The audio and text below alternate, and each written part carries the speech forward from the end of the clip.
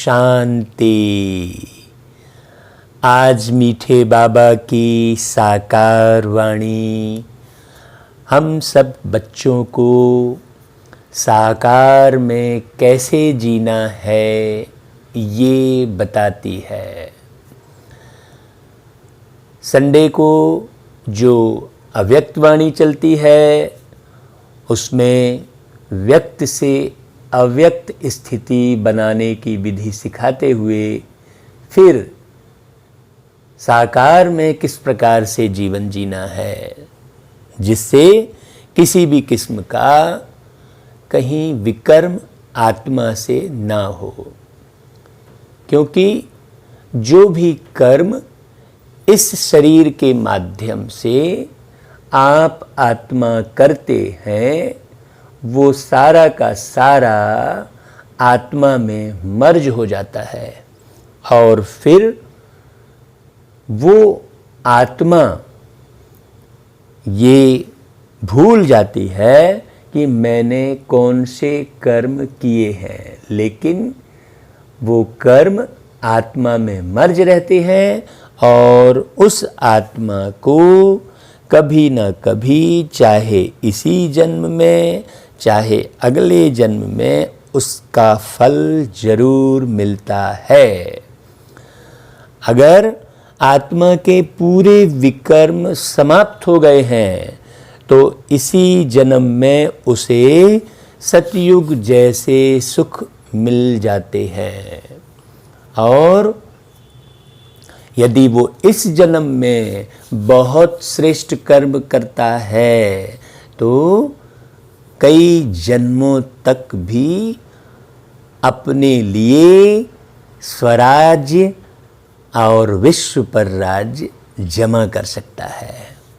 विश्व पर राज्य पाने का एक ही मार्ग बाबा ने बताया, स्वयं पर राज्य करना।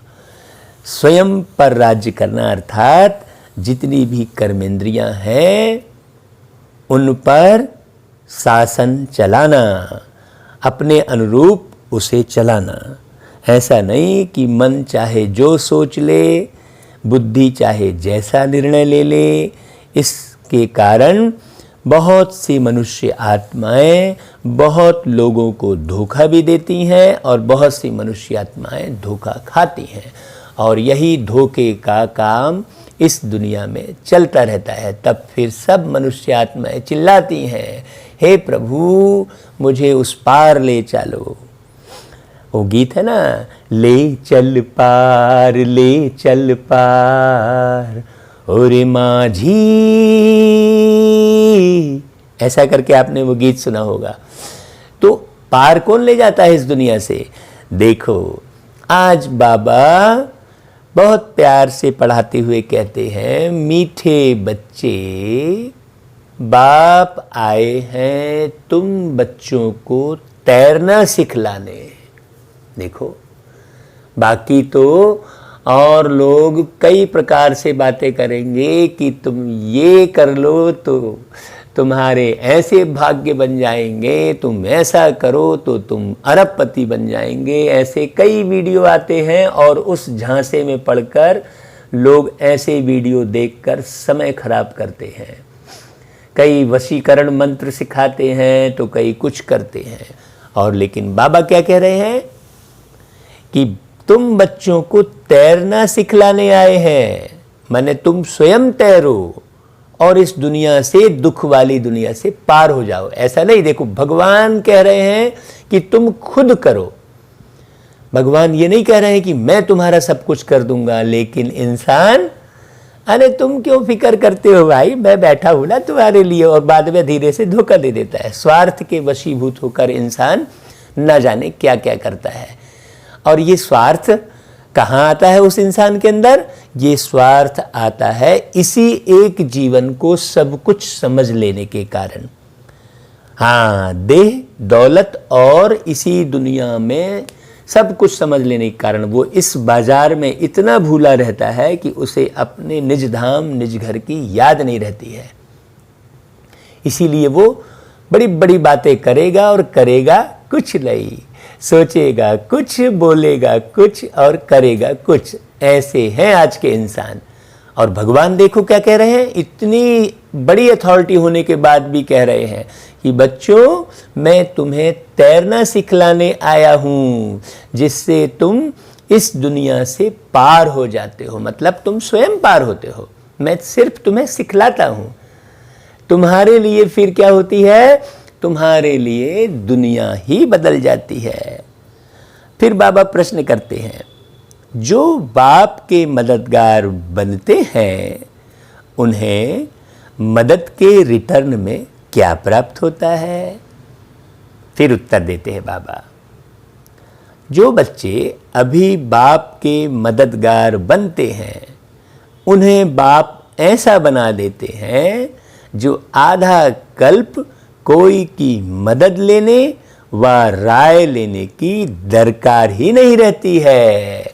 भाई क्यों आधा कल्प मदद लेने और राय लेने की दरकार नहीं रहती? क्योंकि जो बाबा दुनिया स्थापित करते हैं वहाँ एक भी धोखेबाज नहीं रहते, बेईमान नहीं रहते।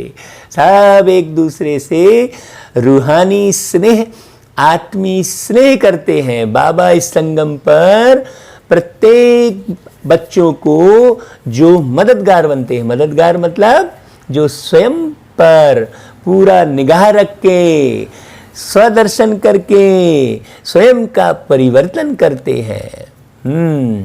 बाबा को और कोई मदद थोड़ी चाहिए। शिव बाबा को और क्या चाहिए? शिव बाबा को इतना ही मदद चाहिए है कि भाई तुम अशांत से शांत हो जाओ, दुखी से सुखी हो जाओ। बाकी बाबा को और क्या चाहिए भाई?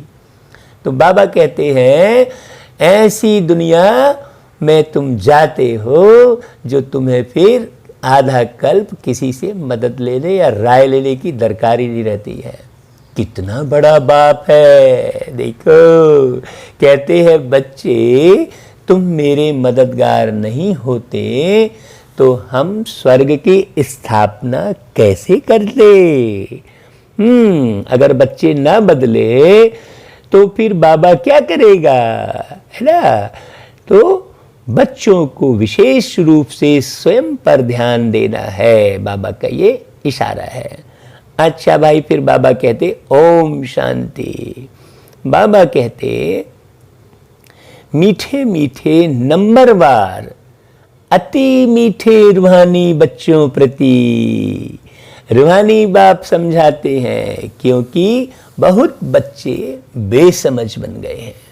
अति मीठे शब्द कहा बाबा ने, माना जो मिठास की अति में जा रहे हैं। हाँ, जिनके अंदर ईर्ष्या, द्वेष, घृणा का भी नामो निशान नहीं है।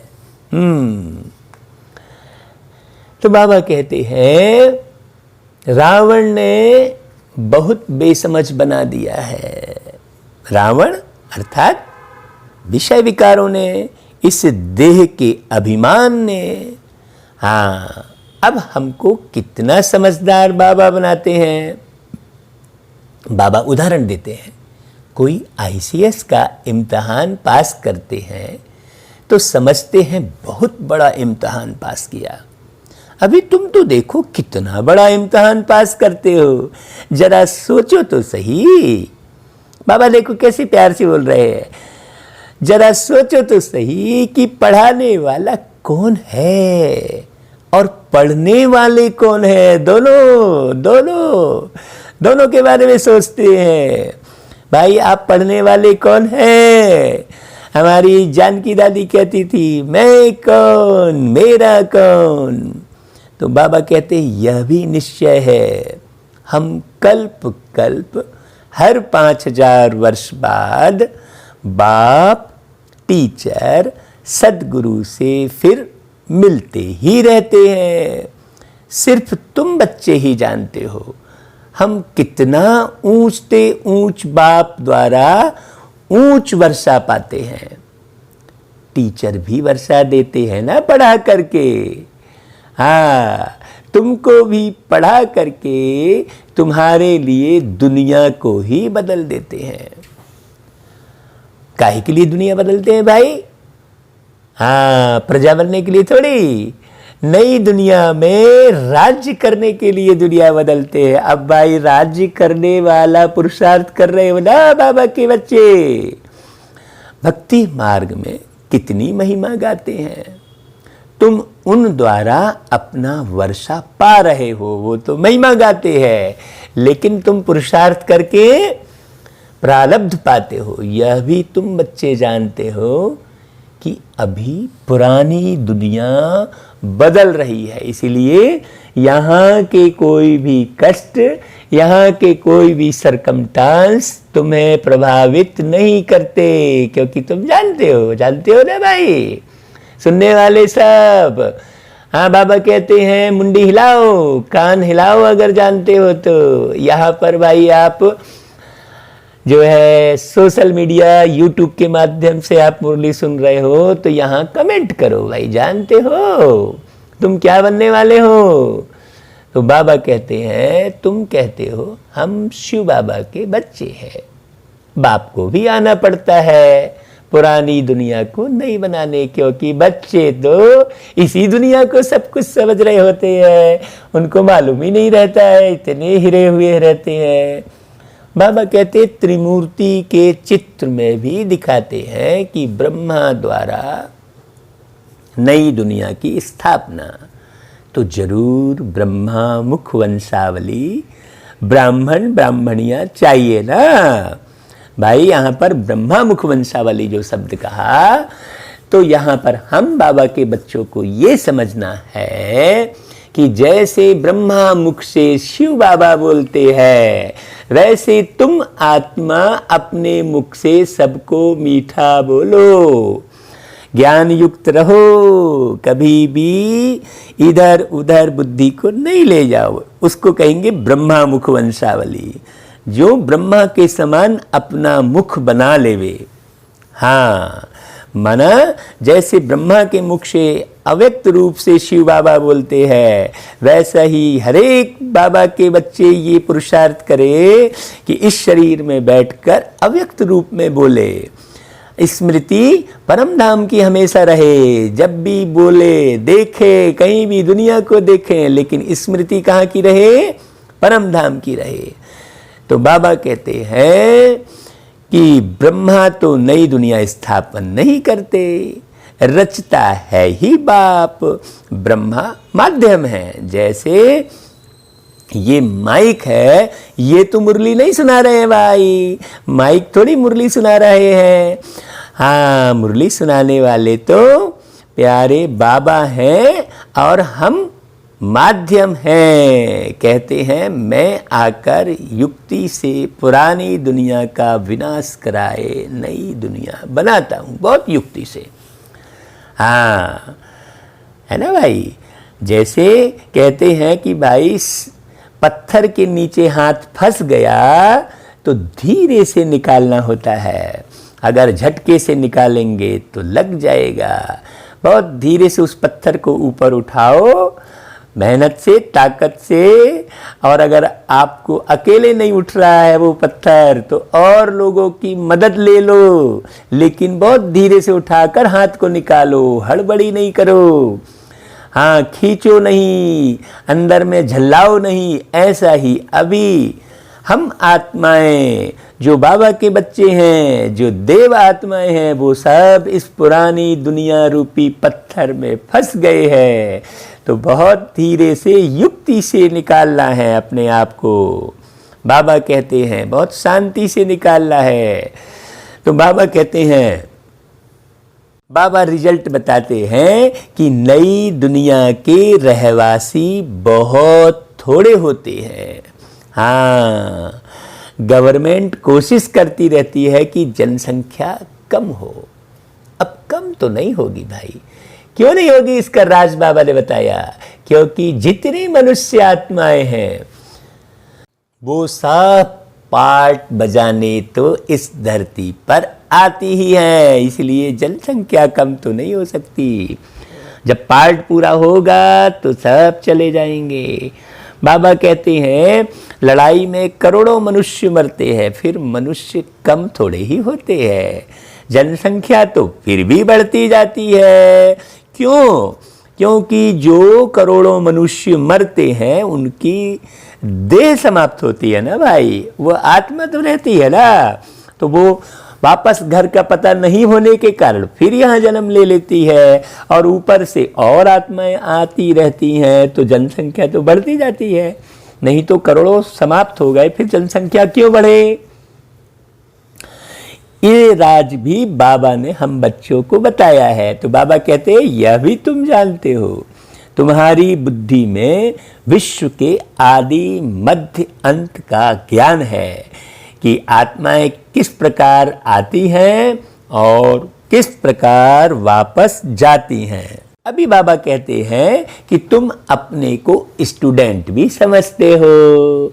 स्टूडेंट समझते हो ना भाई सभी बाबा के बच्चे। बाबा कहते हैं तैरना भी सीखते हो, कहते हैं ना नैया मेरी पार करो। तो बुद्धि में पूरा ज्ञान नहीं होने के कारण नैया मेरी पार करो कहते रहते हैं। अब नैया कौन सी है भाई? ये बुद्धि भ्रष्ट हो गई है, और क्या है? और बाकी तो कोई नैया है नहीं। बाबा कहते हैं बहुत नामी ग्रामी होते हैं जो तैरना सीखते हैं। अभी तुम्हारा तैरना देखो कैसा है, एकदम ऊपर में चले जाते हो, फिर यहाँ आते हो। वह तो दिखलाते हैं इतने माइल्स ऊपर में गए। तुम आत्माएं कितना माइल्स ऊपर में जाते हो उसकी कोई गिनती है क्या? वह तो स्थूल वस्तु है जिसकी गिनती करते हैं। तुम्हारा तो अनगिनत है। तुम जानते हो हम आत्माएं अपने घर चली जाएंगी जहां सूर्य चांद आदि नहीं होते। अब ध्यान करो भाई उधर का। बाबा रास्ता दिखा रहे हैं, क्योंकि ध्यान नहीं करेंगे, बुद्धि में इस बात को नहीं भरेंगे तो अंतमति से गति कैसे होगी। बाबा कहते हैं तुमको खुशी है, वह हमारा घर है, हम वहां के रहने वाले हैं जहां पर शांति ही शांति है, अखंड शांति है। हम वहां के रहने वाले हैं। मनुष्य भक्ति करते हैं, पुरुषार्थ करते हैं मुक्ति धाम में जाने के लिए, परंतु पता तो है नहीं कि भाई मुक्ति धाम कहाँ है, कैसे जाना है। जा नहीं सकते। मुक्ति धाम में भगवान से मिलने की कोशिश करते हैं। अब ऐसे तो मिलेंगे नहीं ना, जाने अनजाने अनेक प्रकार के यत्न करते हैं भाई। मन भी वहीं लगता है जब ये आंखें किसी को देखती है, उसके बारे में जानती हैं, उसके बारे में जब आप सुनते हो तब मन लगता है ना, तब बुद्धि काम करती है। बिना देखे सुने समझे कैसे पहुंचेंगे, लेकिन यत्न करते रहते हैं। कोई कहते हैं हम ज्योति ज्योत में समा जाएं, कोई कहते हैं मुक्ति धाम में जाएं। अरे भाई मुक्ति धाम का किसको तो पता भी नहीं है। अगर मान लो कह भी दिया हम ऊपर में रहते हैं तो भाई कैसे जाते हैं, उसकी विधि तो जानते नहीं है। तुम बच्चे जानते हो बाबा आया हुआ है, अपने घर ले जाएंगे। मीठा मीठा बाबा आया हुआ है, हमको घर ले जाने लायक बनाते हैं। अब लोग सोचते हैं अरे क्या करना जी, ये सब सोच के जो होगा होगा, ऐसा करके फिर भटकते तो रह जाते हैं ना, निर्माण नहीं हो पाता है। लोग मुक्ति धाम जाते नहीं हैं, यहीं भटकते हैं। उन्हें ये ज्ञान नहीं है कि शरीर से निकलने के बाद भी वो जीवित रहते हैं। आत्म रूप में तो सभी जीवित रहते हैं ना, देह मरती है, देहांत हो गया कहते हैं। ये बात गहरे से समझने की जरूरत है। बाबा कहते हैं कि जिसके लिए आधा कल्प पुरुषार्थ करते भी बन नहीं सके हैं, ना कोई ज्योति में समा सके, ना मुक्ति धाम में जा सके, ना मोक्ष को पा सके। जो कुछ पुरुषार्थ किया सब व्यर्थ हो गया। क्यों? क्योंकि ना तो मुक्ति का पता है, ना तो वो ज्ञान है। अगर कोई मुक्ति में गए होते तो ये जनसंख्या कैसे बढ़ती? सोचने की बात है, कहां से इतनी जनसंख्या आ गई। अभी तुम ब्राह्मण कुलभूषणों का पुरुषार्थ सत्य सिद्ध होता है, क्योंकि सत्यम शिवम सुंदरम आकर वो पुरुषार्थ कराते हैं, है ना भाई। यह खेल देखो कैसा बना हुआ है, देखो बाबा इसे खेल कह रहा है। हाँ, बाबा कहते हैं तुमको अभी आस्तिक कहा जाता है, बाप को अच्छी रीति तुम जानते हो और बाप द्वारा सृष्टि चक्र को भी जाना है ना भाई, किस प्रकार से ये चक्र घूमता है। बाप कहते हैं मुक्ति जीवन मुक्ति का ज्ञान इस दुनिया में कोई में भी नहीं है, देवताओं में भी नहीं है। हाँ, क्योंकि देवता तो अभी मनुष्य बने हुए बैठे हैं इसी संगम पर और पुरुषार्थ कर रहे हैं, और पुरुषार्थ करके फिर प्रारब्ध पा जाते हैं। ये ज्ञान थोड़ी होता है, इस ज्ञान की आवश्यकता ही नहीं होती है ना भाई। बाप को कोई नहीं जानते तो किसको ले कैसे जाएंगे। कितने ढेर गुरु लोग हैं, कितने उन्हों के फॉलोअर्स बनते हैं, लेकिन क्या वो इस दुनिया के झंझावतों से मुक्त कराते हैं? नहीं कराते। सच्चा सच्चा सदगुरु है शिव बाबा, और उसको तो चरण है नहीं, अशरीरी है वो। वह कहते हैं हमको तो चरण है नहीं, मैं कैसे अपने को पुजवाऊं।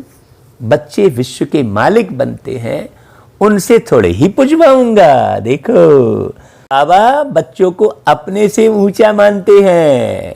हाँ, भक्ति मार्ग में बच्चे बाप के पांव पड़ते हैं, वास्तव में तो बाप की प्रॉपर्टी के मालिक बच्चे हैं, परंतु नम्रता दिखलाते हैं।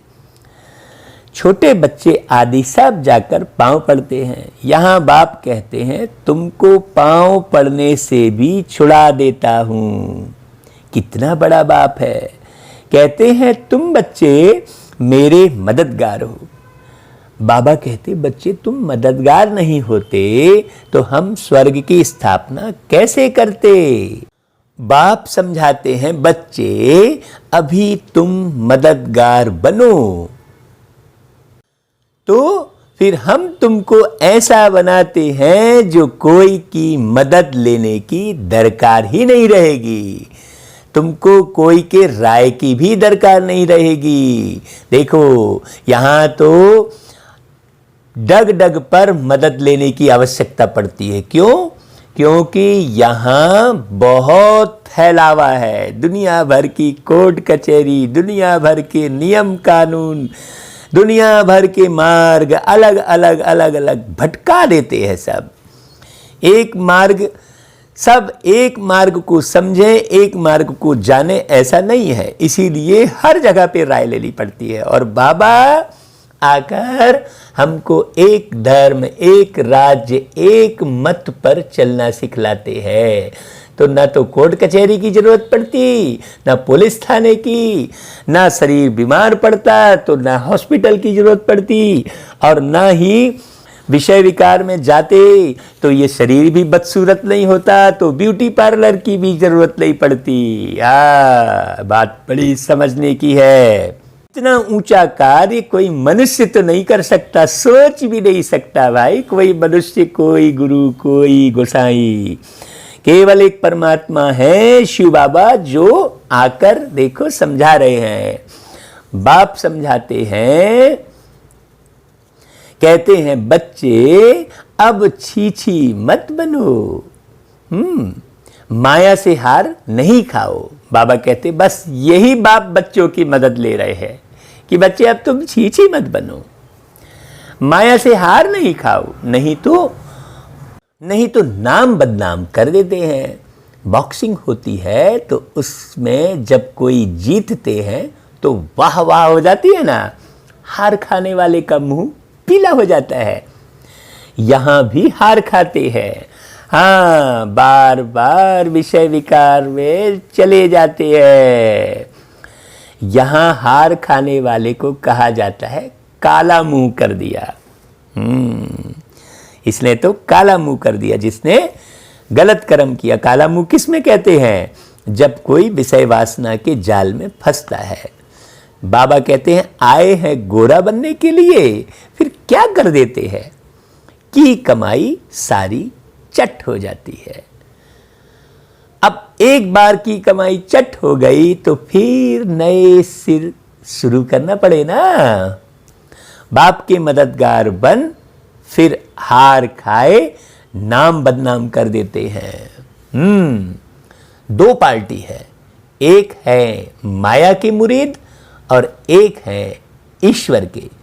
तो माया के मुरीद हमेशा ईश्वर के मुरीद बच्चों का विरोध करते हैं, लेकिन ईश्वर के जो मुरीद बच्चे हैं वो कभी किसी का विरोध नहीं करते, वो शोध करते हैं। तो बाबा कहते हैं तुम तो बाप को प्यार करते हो। गायन भी है, विनाश काले विपरीत बुद्धि, और तुम्हारी है बाप से प्रीत बुद्धि। उनकी तो प्रीत है ही नहीं, वो तो माया के मुरीद है। जो माया के मुरीद होंगे वो भगवान से प्रीत कैसे करेंगे? भाई ये धन जो है, ये धन उपयोग करने के लिए है, हवस के शिकार थोड़ी होने चाहिए। धन दौलत के, देह दुनिया के हवस के शिकार थोड़ी होने चाहिए। अब भाई जो हवस का शिकार होगा वो क्या सुख पाएगा? है ना, तो इस प्रकृति का सुख पाता है वो, ना तो यहाँ के किसी भी साधनों का सुख पाता है। वो सोता गद्दे में है लेकिन नींद तो आती नहीं है। और जो भगवान का सुख लेता है, ज्ञान का सुख लेता है, वो कहीं भी सो जाए तो उसे बढ़िया प्यारी सी नींद आती है। तो बाबा कहते हैं तुमको नाम बदनाम थोड़े ही करना है। तुम प्रीत बुद्धि फिर माया से हार क्यों खाते हो? है ना भाई, देखो हारने वाले को तो दुख होता है ना, इसीलिए बाबा सावधानी देते। बाद में फिर तुम चिल्लाओगे, दुखी होगे, इसलिए बाबा एक एक बात की सावधानी देते हैं। जीतने वाले पर ताली बजाते वाह वाह करते हैं। तुम बच्चे समझते हो हम तो पहलवान हैं। अब माया को तो जीतना जरूर है ना, ऐसा मत समझ लेना, धोखे में नहीं आना भाई। बाबा कहते जीतने वाले पर ताली बजाते। ताली बजाना मतलब दोनों हाथ मिलाना। तो जीतने वाले क्या होते हैं? मिलकर चलते हैं, और हारने वाले लड़ते रहते हैं। समझने की बात है। बाप कहते हैं देह सहित जो कुछ देखते हो उन सबको भूल जाओ। हाँ, उन सबको बुद्धि में मत रखो। बुद्धि से बाबा कहते हैं मामेकम याद करो, मतलब केवल एक बाबा को बुद्धि से याद करो। माया ने तुमको सतो प्रधान से तमो प्रधान बना दिया है, अब फिर सतो प्रधान बनना है। बहुत सिंपल सी बात है। हाँ, वो कहते हैं मन के जीते जीत और मन के हारे हार, ऐसा कहते हैं क्योंकि वो मन के वशीभूत है। तो बाबा कहते हैं नहीं भाई, माया जीते जगत जीत बनना है। माया क्या? ये 10, 15, 20 कह लो विकार, केवल 5 विकार नहीं। 5 विकार इसलिए कह देते हैं कि भाई पहले 5 को तो जीत लो। यह है ही हार और जीत, सुख दुख का खेल। ये खेल कितना समय कैसे चलता है ये किसी को पता नहीं है। हाँ, बाबा कहते हैं रावण राज्य में हार खाते हैं, अब बाप फिर बर्थ पाउंड बनाते हैं। बाबा ने समझाया है एक शिव बाबा की जयंती ही बर्थ पाउंड है। अब तुम बच्चों को ऐसा लक्ष्मी नारायण बनना है। हाँ, अपने लक्ष्य से नहीं हटना है जो बाबा ने लक्ष्य दिया। सतयुग में ऊंचा पद पाने का ही पुरुषार्थ करना है। हमेशा सतयुग के ऊंचे पद की स्मृति रहे, लक्ष्मी और नारायण बनने की स्मृति रहे। वहां पर घर घर में दीप माला रहती है, सबकी ज्योत जग जाती है। हाँ, आत्मा की ज्योत जग जाती है, मैन पावर से ज्योत जगती है। बाबा कितना सहज रीति बैठ समझाते हैं। बाप के सिवाय मीठे मीठे लाडले सिकिलदे बच्चे कौन कहेगा? बताओ, किसी भी सभा में कोई भी व्यक्ति मीठे मीठे लाडले सिकिलदे बच्चे बोल सकता है क्या? कोई भी व्यक्ति पूरी सभा को नहीं बोल सकता। क्या कहेंगे? भाइयों और बहनों। लेकिन यहाँ तो बाप ही कह रहे हैं ना, बाप के सिवाय कोई बोल सकता है क्या? तो यहां समझ जाना चाहिए, इस एक शब्द से समझ जाना चाहिए कि भाई ये वाणी परमात्मा की है और अब मुझे कहीं भटकना नहीं है, केवल रोज रोज यही वाणी सुनकर पक्का करना है अपने आप को। बाबा कहते हैं, रूहानी बाप ही कहते हैं, हे मेरे मीठे लाडले बच्चों, तुम आधा कल्प से भक्ति करते आए हो, वापिस एक भी जा नहीं सकते, क्योंकि ये सिस्टम ही नहीं है। बाप ही आकर सबको ले जाते हैं। भाई इस दुनिया में हर एक वस्तु अपने सिस्टम पे काम करती है ना, तो फिर ये कैसे सिस्टम हो जाएगा कि कोई अपने आप ऊपर चले जाए? जा ही नहीं सकता। बाबा कहते हैं, तुम संगम युग पर अच्छी रीति समझा सकते हो कि बाप कैसे आकर सब आत्माओं को ले जाते हैं। दुनिया में इस बेहद के नाटक का कोई को पता नहीं है, यह बेहद का ड्रामा है। हाँ, हम बहुत लोगों को पूछते हैं फोन करके कि भाई आप मुरली सुन रहे हो तो क्या समझे हो, तो एक शब्द नहीं बताते। हाँ, बहुत अच्छी लग रही है मुरली, आप बहुत अच्छा सुनाते हो, ऐसा। अरे भाई मैं बहुत अच्छा सुनाता हूं तो सुनाता क्या हूं ये तो बता दो। आपको मेरी थोड़ी तारीफ करनी है भाई, मैं ये थोड़ी चाह रहा हूं कि भाई मेरी प्रस्तुति की कोई तारीफ कर दे। अरे नहीं भाई, जो बाबा समझा रहे हैं वो समझना है। और अगर आप कह रहे हो कि मैं अच्छे से समझाता हूं और अच्छे से समझा रहा हूं तो भी नहीं समझ रहे हो, तो भी याद नहीं रह रही है कोई बातें, आप उसे बता नहीं पा रहे हो, तो कैसे माने भाई कि आप समझ गए हो? है जैसे कई लोग कहते हैं पिक्चर बहुत अच्छी थी। अरे भाई अच्छा क्या था उसमें? अरे वो तो बहुत अच्छी पिक्चर थी। अरे भाई किसी चुटकुले का अगर आनंद आया तो किसी ने बोला भाई क्या था चुटकुला, तो उसे सुनाना पड़ता है ना भाई। नहीं नहीं, चुटकुला तो बहुत अच्छा था, हमको तो बहुत आनंद आ गया, तो उसको तुम सुनाओगे तब तो दूसरे को भी आनंद दोगे। हाँ, लेकिन वो याद ही नहीं रहता है। ऐसा नहीं, ऐसा आनंद नहीं लेना है, आनंद को परमानेंट जमा करना है, तब तो आप दूसरे को भी आनंद दे सकते हैं। बाबा कहते हैं यह बेहद का ड्रामा है।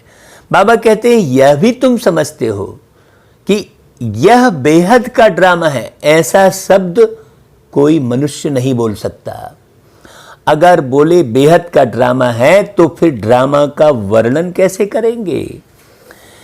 है ना। यहां तुम 84 के चक्र को जानते हो, तुम बच्चों ने जाना है, तुमको ही याद करना है। बाप कितना सहज बतलाते हैं। भक्ति मार्ग में तुम कितने धक्के खाते हो, तुम कितना दूर स्नान करने जाते हो। अरे भाई इस शरीर को स्नान कराने के लिए कहां कहां जाते हो। एक कहते हैं कि एक लेक है अर्थात झील है, कहते हैं उसमें डुबकी लगाने से परियां बन जाते हैं। ऐसी झील आज तक तो किसी ने नहीं देखी जो परी बन जाए। बाबा कहते हैं बच्चे अभी तुम ज्ञान सागर में डुबकी मार परी ज्यादा बन जाते हो। कोई अच्छा फैशन करते हैं तो कहते हैं ना ये तो जैसे परी बन गई है, अभी तुम भी रत्न बनते हो। बाकी मनुष्य को उड़ने के पंख आदि तो हो नहीं सकते जो दिखाते हैं, ऐसे तो उड़ ना सकें। अब फोटो चाहे जैसा बना लो, लेकिन मनुष्य को पंख तो है नहीं। आज तक किसी मनुष्य को पंख लगाकर उड़ते तो देखा नहीं है। उड़ने वाली है ही आत्मा, ये शरीर तो उड़ नहीं सकता ना। आत्मा थोड़ी 5 तत्व की है, शरीर 5 तत्व का है, तो ये 5 तत्व में फंसा रहता है। हाँ, हम 5 तत्व के नहीं है, तो हमें इस 5 तत्व का उपयोग करना है शरीर के लिए, फंसना नहीं है। बाबा कहते हैं बाकी मनुष्य को उड़ने के पंख तो होते नहीं, ऐसे उड़ ना सके। आत्मा जिसको रॉकेट भी कहते हैं, आत्मा कितनी छोटी है। जब सब आत्माएं जाएंगी तो हो सकता है तुम बच्चों को साक्षात्कार भी हो, बुद्धि से समझ सकते हो, यहां तुम वर्णन कर सकते हो सकता है जैसे विनाश देखा जाता है वैसे आत्माओं का झुंड भी देख सकते हैं कि कैसे जाते हैं। अब बाबा स्पष्ट कहते हैं कि भाई हनुमान गणेश आदि तो है नहीं, ये सब मानसिक कल्पना, अब गणेश जी की कहानी को बहुत अच्छे से सुनो और समझो कि भाई कैसे इस प्रकार से उत्पत्ति होगी, है ना। समझने की बात है, ऐसा थोड़ी कोई किसी ने कुछ भी सुना लिया तो मान गए हम। गणेश हनुमान ऐसा कह रहे हैं तो उनका भावना के अनुसार साक्षात्कार हो जाता है। अभी हम जो भी चित्र देखेंगे तो वो हमारी बुद्धि में रहता है ना, बस इतनी सी बात है। जबकि बाबा तो है ही बिंदी, उनका क्या वर्णन करेंगे। कहते भी हैं छोटा सा स्टार है जिसको इन आंखों से देख नहीं सकते। शरीर कितना बड़ा है जिससे कर्म करना है। आत्मा कितनी छोटी है, उसमें 84 का चक्र नूंदा हुआ है। इस बड़े शरीर से कर्म करने वाला कौन? आत्मा। ये बड़ा शरीर बिना आत्मा के कोई कर्म कर सकेगा क्या? तो कर्म करने वाली कौन है? आत्मा। तो कर्म का फल भी किसे मिलेगा? आत्मा को। आत्मा अर्थात आपको, जो आप सुन रहे हो। आत्मा माने कोई अलग चीज नहीं है हाँ, तो कर्म का फल किसको मिलेगा? आत्मा को। और शरीर के द्वारा कर्म करके पुण्य किया तो शरीर के द्वारा ही उसका फल मिलता है। और जिस प्रकार के शरीर से पुण्य किया या पाप किया तो उसी शरीर के माध्यम से, वैसे ही प्रकार के शरीर के माध्यम से उसका फल मिलेगा ना। शरीर थोड़ी बदल जाएगा। तुमने मानव शरीर में बैठकर और पाप कर्म किया तो कुत्ते वाले शरीर में बैठकर उसका फल कैसे मिलेगा भाई? सोचने की बात है। अगर मान लो आप इस दुनिया में भी कोई पाप कर्म करते हो तो जेल में जाते हो तो उसी शरीर के द्वारा ही तो कष्ट पाते हो। कि नहीं? तुमने पाप कर्म किया तो जेल में जाने के बाद तुम्हारा शरीर बदल जाएगा है और दूसरे शरीर में तुम कष्ट पाओगे, ऐसा तो है नहीं। तो यहां भी मनुष्य शरीर छोड़ने के बाद आत्मा को मनुष्य शरीर में ही रहकर उसके कर्म का फल प्राप्त होता है। शरीर नहीं बदलता, ये बात समझने की है। 84 का चक्र है, 84 जन्म लेते हैं। उन्होंने तो फिर 84 लाख योनि कह दिया है। एक भी मनुष्य नहीं होगा जिसको यह बुद्धि में हो कि हम 84 जन्म कैसे लेते हैं। क्यों नहीं है तो बुद्धि में? क्योंकि वो 84 लाख योनि बोल देते हैं। आत्मा में कैसे पार्ट भरा हुआ है, वंडर है। आत्मा ही शरीर लेकर पार्ट बजाती है। आत्मा ही शरीर लेकर पार्ट बजाती है, मतलब आप शरीर लेकर पार्ट बजाते हो। ये अच्छे से समझना। मैं शरीर लेकर पार्ट बजाता हूं। आत्मा मतलब मैं, आत्मा मतलब आप, शरीर नहीं। वह होता है हद का नाटक जो यहां 3 घंटे का दिखाते हैं, और यह है बेहद का 5000 वर्षों का नाटक, है ना भाई। इसका भी तो एक मैंने समय फिक्स होगा ना। ऐसे थोड़ी कि 40,000 ये चलेगा तो 50,000 वो चलेगा तो 80,000 वो चलेगा, ऐसा थोड़ी है लाखों वर्ष कह देते हैं। नहीं, हर एक का एक टाइम फिक्स होता है। ऐसा थोड़ी कि सुबह से लेकर 1 महीने 2 महीने तक वो स्टेज पे नाटक करते रहेंगे, नहीं, उसका भी टाइम फिक्स होता है। तो इस बेहद के नाटक का भी टाइम सेट रहता है। बेहद का बाप खुद आकर अपना परिचय देते हैं, खुद आकर परिचय देते हैं, इसलिए उन्हें खुद आ कहते हैं, खुदा कहते हैं, है ना भाई। और हिंदू धर्म में स्वयं भू कहते हैं, मतलब इस भू यानी धरती, इस धरती पर वो स्वयं आते हैं। हाँ, तो कहते हैं चलो हम तुमको भगवान के दर्शन करा दें। अरे कोई किसी की भी ताकत नहीं है कि कोई किसी को भगवान के दर्शन करा देवे, नहीं, वो स्वयं आकर अपना परिचय देते हैं। बाबा कहते हैं जो अच्छे सर्विसेबल बच्चे हैं वह विचार सागर मंथन करते रहते हैं। हाँ, एक एक बात का अर्थ समझ कर फिर समझाते हैं। ऐसा नहीं हूबहू समझा बस पढ़ दिए, नहीं। उन बच्चों को बाबा कहते हैं सर्विसेबल बच्चों को ये होना रहता है कि किसको कैसे समझाएं।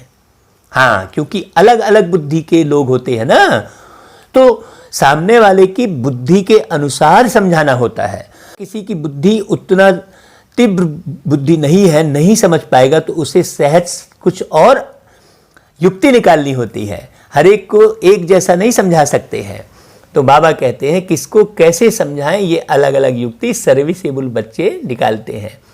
बाबा कहते हैं कितना तुम एक एक से माथा मारते हो, फिर भी कहते हैं बाबा हम समझते ही नहीं।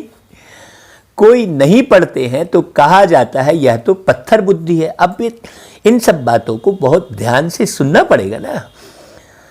जब तक सुनेंगे नहीं पूरा पूरा, थोड़ी सी बात सुने और बंद कर दिए मुरली को, वीडियो को, तो कैसे आपको पूरा पूरा समझ में आएगा।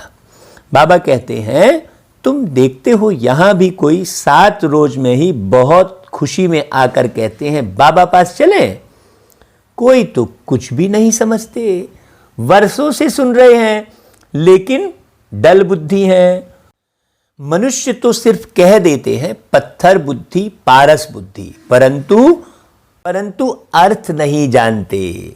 आत्मा पवित्र बनती है तो पारसनाथ बन जाती है। पारसनाथ का मंदिर भी है। सारा सोने का मंदिर नहीं होता है, ऊपर में थोड़ा सोना लगा देते हैं। तुम बच्चे जानते हो हमको बागवान मिला है, कांटे से फूल बनने की युक्ति बतलाते हैं। बाबा ने जो बीच में कहा कि सारा सोना थोड़ी लगा रहता है, यहां तो बाबा पूरा सोने की दुनिया बना रहे हैं। तो जब हम सोने के समान 24 कैरेट शुद्ध बनेंगे तब तो उस दुनिया में जाएंगे ना। तो गायन भी है ना, गार्डन ऑफ अल्लाह है। तुम्हारे पास शुरू में एक मुसलमान ध्यान में जाता था, कहता था खुदा ने हमको फूल दिया, खड़े खड़े गिर पड़ता था। खुदा का बगीचा देखता था। अब खुदा का बगीचा दिखाने वाला तो खुद ही खुदा होगा ना, और कोई कैसे दिखलाएंगे। हाँ ना, यहाँ पर आकर पढ़ाई के माध्यम से मनुष्य आत्माओं को फूल जैसा बनाते हैं, खुशबूदार गुणों की खुशबू ना, है ना। मनुष्य में अगर गुण नहीं रहेंगे, ये गुणों की खुशबू की बात है। बाबा कहते हैं तुमको बैकुंठ का मालिक बनाते हैं। कितनी अच्छी अच्छी बातें तुम समझते हो, खुशी होती है ना। अंदर में बहुत खुशी होनी चाहिए। अभी हम सुख धाम जाते हैं, वहां दुख की बात होती नहीं। बाप कहते हैं सुख धाम शांति धाम को याद करो, घर को याद करो, है ना भाई। भाई घर को क्यों नहीं याद करेंगे। आत्मा घर जाने के लिए कितना माथा मारती है। लोग मुक्ति पाने के लिए कितना जप तप आदि कितनी मेहनत करते हैं ना भाई, परंतु कोई जा नहीं सकते क्योंकि रास्ता मालूम नहीं है कि भाई मन को कैसे कंट्रोल करना है, बुद्धि को किधर ले जाना है, नहीं मालूम है। झाड़ से नंबरवार आत्माएं आती रहती हैं, फिर बीच में कैसे जा सकती हैं। अब बीच में ही कोई कहे, अब कोई सुबह 11 बजे कहे कि ये सूर्य डूब जाए, और फिर वो सूर्य तो अपने समय पर डूबेगा, और फिर वो चिल्लाता रहे यार यार ये डूब ही नहीं रहा है। भाई तुमने 11 बजे बोलना शुरू किया है कि सूर्य डूब जाए, है थोड़ा छांव हो जाए, ये सूर्य डूब जाए तो कैसे डूबेगा। ऐसा ही समय अनुसार ही आत्माएं बाबा से ज्ञान पाकर ही जा सकती हैं। ये सिस्टम है। जब तक बाबा का ज्ञान नहीं सुनेंगे तब तक कोई भी आत्मा अपने घर नहीं जा सकती। ये सिस्टम है। जैसे सूर्य, चांद, तारे, प्रकृति सब एक सिस्टम पे काम कर रहे हैं, वैसा ही ये भी एक सिस्टम है। तो बाबा कहते हैं जबकि बाप ही यहां है तो कैसे लोग ऊपर जा सकते हैं, वहां का तो गेट बंद है।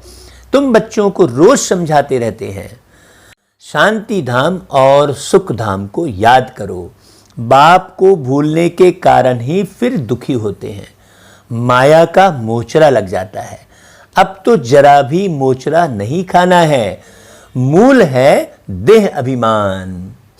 अपने को शरीर मत समझो, बस ये मूल ज्ञान है। अपने को अशरीरी आत्मा समझो। हाँ, तुम अभी जिस बाप को याद करते रहते हैं, हे पतित पावन आओ, उस बाप से तुम पढ़ रहे हो। हाँ, ऐसा लोगों को बोल सकते हैं कि भाई तुम जिस बाप को याद कर रहे हो और आओ आओ कह रहे हो, हम लोग उनके द्वारा पढ़ रहे हैं। बाबा कहते हैं कि देखो कितने बाबा निरहंकारी हैं। कहते हैं तुम्हारा ओबीडियंट सर्वेंट टीचर भी है, ओबीडियंट सर्वेंट बाप भी है। है ना। बड़े आदमी नीचे हमेशा लिखते हैं ओबीडिएंट सर्वेंट। बाप कहते हैं मैं तुम बच्चों को देखो कैसे बैठ समझाता हूं। सपूत बच्चों पर ही बाप का प्यार होता है। जो कपूत होते हैं अर्थात बाप का बनकर फिर ट्रेटर बन जाते हैं, विकार में चले जाते हैं, तो बाप कहेंगे ऐसा बच्चा तो नहीं जन्मता तो अच्छा था।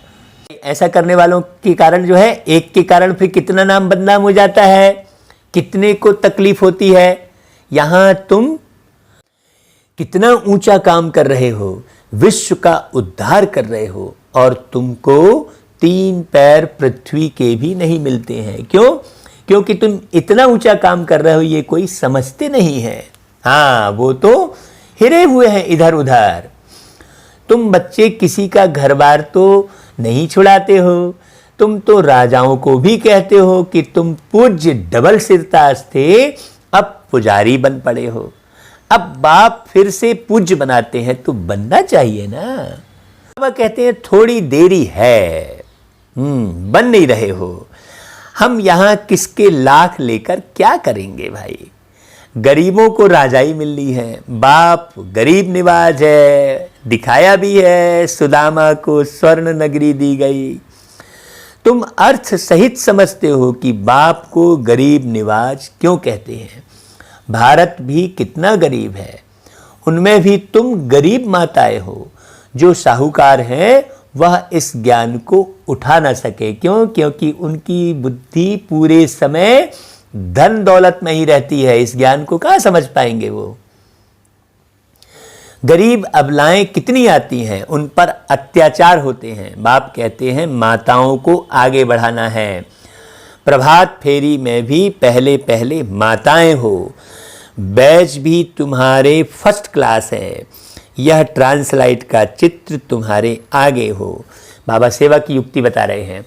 सबको सुनाओ, दुनिया बदल रही है। हाँ, अभी जो सरकमस्टांस चल रहे हैं उसे लोगों को इशारे से समझाओ। बाप से वर्षा मिल रहा है, कल पहले मुआफिक। बच्चों को विचार सागर मंथन करना है, कैसे सर्विस को अमल में लाएं। भाई टाइम तो लगता है ना। अच्छा, मीठे मीठे सिकी लधे बच्चों प्रति माता पिता बाप दादा का याद प्यार और गुड मॉर्निंग। रूहानी बाप की रूहानी बच्चों को नमस्ते। हम रूहानी बच्चों की रूहानी माता पिता बाप दादा को याद प्यार गुड मॉर्निंग और नमस्ते बाबा। फिर धारणा के लिए मुख्य सार है, बाप से पूरी पूरी प्रीत रख मददगार बनना है। माया से हार खाकर कभी नाम बदनाम नहीं करना है। पुरुषार्थ कर देह सहित जो कुछ दिखाई देता है उसे भूल जाना है।